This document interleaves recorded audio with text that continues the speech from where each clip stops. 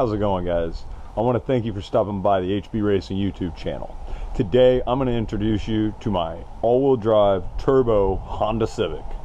So without further ado, let's get into it.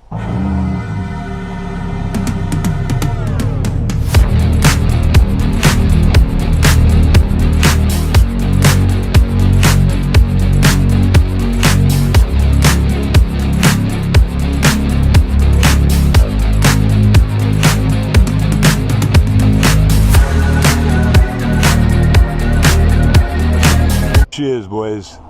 This is my 2000 Honda Civic SI all-wheel drive B16 turbocharged.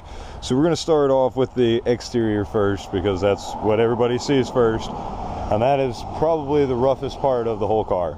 So the paint's not in great shape. It has been at the shop for 2 years getting the all-wheel drive swap done, but I finally have it back, and here it is. So like I was saying, the paint is not great, but it is doable. I am going to wash it here. I just got it back, so it needs a thorough wash.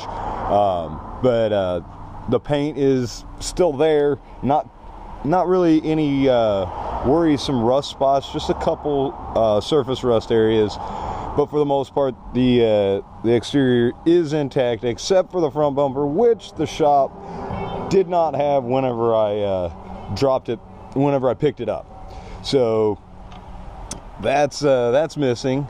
But there is going to be a surprise at the end of this video with some surprise parts that will be going on the car at some point, but not in the near future. I'll just leave it at that, and I'll show you here in a little bit. Now, my plans with the car are to build it for time attack. So the exterior is going to go through a lot of differences. Now that will be in the future. I'm going to more look at aero parts before I look to clean up the exterior, the paint and whatnot like that, because that's not important. We need more aero and functionality rather than the looks. So that's going to be the main focus on the exterior. Like I said, I do have some parts coming, or have some parts, but it's going to be a while before I put those on. There's going to be a lot of stages that the car needs to go to before I can put those on. Alright guys, as for the interior, it is pretty clean. This car is 23 years old, and the interior is pretty well intact. It's mostly all here with a couple of gauges over here.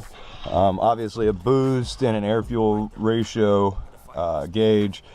Stock gauge cluster, I will be wanting to upgrade that in the future to a Haltech dash unit, so that'll be in an upcoming episode. But for the time being, the stock dash is there. Not very functional, but it's there.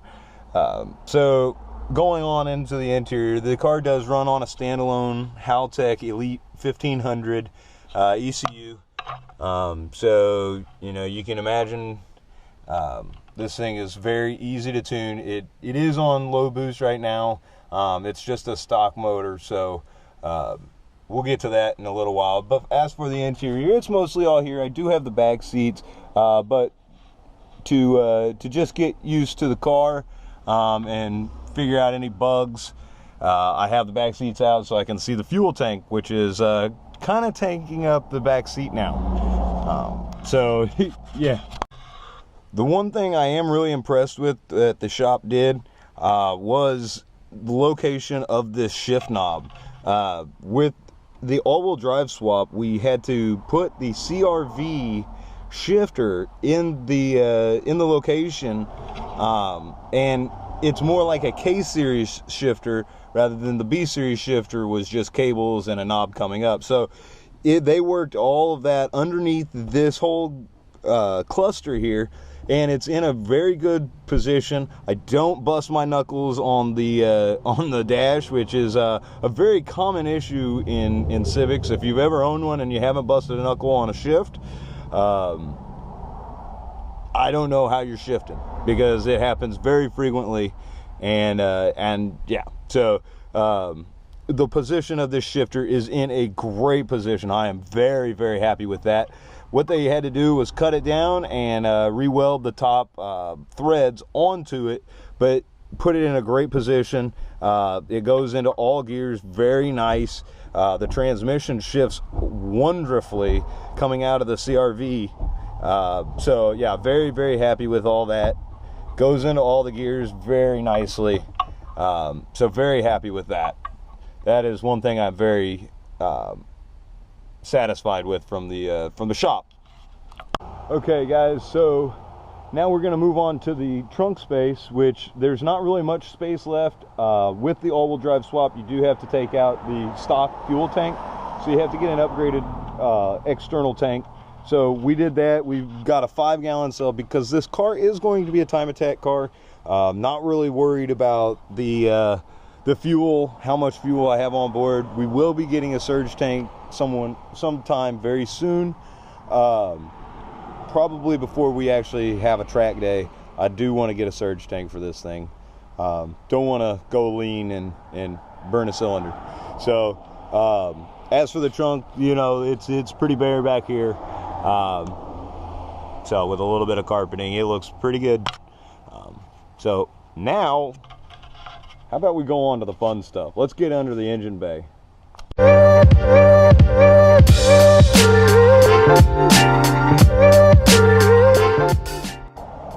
What we have here is a Honda B16A2. This is a turbocharged engine with a Precision 5858 turbo, a radium fuel rail with 8AN lines all the way from the front to the back with an air-motive fuel regulator. This has tile wastegate and blow-off valve, and has Hasport mounts, B-Series all-wheel drive mounts. Down here, as you can see, is our all-wheel drive transmission with the starter, obviously, in a different position. So you can see that too there. That's one of the biggest differences of the all-wheel drive transmission. But this motor has Brian Crower valve springs and retainers, and but the block is completely stock. It has just untouched. It has ARP head studs and the valve springs and retainers. The B16 motor, even though it is stock, is still running about 300 horsepower on only 10 pounds of boost. So it does still move pretty good. And with all-wheel drive, this thing gets out of the hole like none other.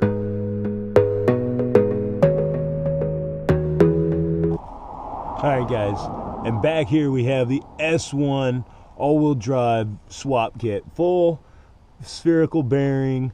We've got everything from the lower control arms to the tie rod ends to everything under here is S1 built with a CRV rear differential and Tane suspension.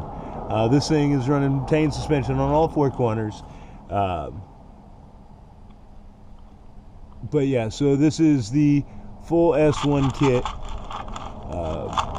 with stock CRV axles. So this is normally the time when I say, hey, let's go take this thing for a spin and I'll show you how good it runs. But unfortunately, there's a couple things hindering us from doing that today. 2 of those things are, one, I have an oil leak at the VTEC solenoid, which is running all this oil down here and running all the way down on the transmission and on the block. So we're gonna have to get that taken care of, which is a simple, easy fix. So we'll get that taken care of soon. But one other larger issue that we are having right now is down here. This axle, I don't know if you can see it up there, but this axle boot is ripped, as well as this boot over here is ripped as well. So both of these boots were ripped. When I picked this car up, it was making a clanking noise, but it had been at the shop for over 2 years, and I just wanted to get the car home. So there you can see the Tane suspension, pretty nice there. But nonetheless, so we have a couple of things that we still need to get taken care of on the car before we think about putting it on the road. It is not registered, so we need to get that taken care of as well, and get an alignment. All those things I think we need to get done before we really get it on the road. Not even track worthy. So there's even another longer list of things that we need to do before this car is track ready for just even a track day. So this thing is far from perfect, but it's all I got, and I finally have it back home. That's the biggest thing. It's been gone for too long, and now it's home. So I am happy that that we're there. What I can do is give you guys a couple of revs.